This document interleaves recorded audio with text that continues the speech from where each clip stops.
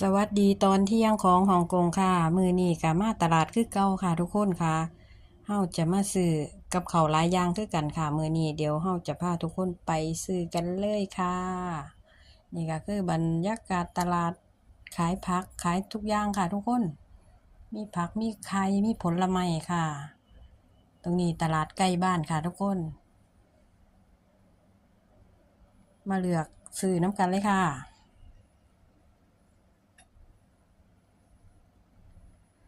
หลังจากนั้นเฮาก็ได้พริกมาค่ะทุกคนพริกของเฮานี่เฮาจะเอามาเฮ็ดจั่งใดค่อยจะได้กินโดนแม่นบ่ค่ะทุกคนค่ะเฮาก็ซื้อมาถุงนึงก็เกือบโลเนาะค่ะกินบ่หมดก็อาจจะเน่าเฮาจะมีวิธีเก็บแบบใดเดี๋ยวมาเบิ่งนำกันเลยค่ะนี่ก็คือพริกสดพริกเขียวแล้วก็พริกแดงค่ะเฮานำมาแช่น้ำเกลือแล้วก็เบกกิ้งโซดา15นาทีค่ะ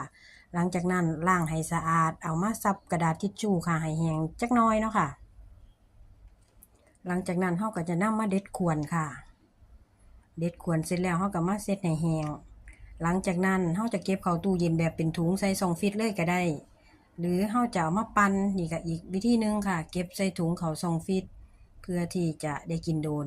หลังจากนั้นอีกวิธีนึงเฮาก็นำมาปั่นใส่น้ำปลาหรือน้ำเกลือน้ำมะนาวเนาะค่ะ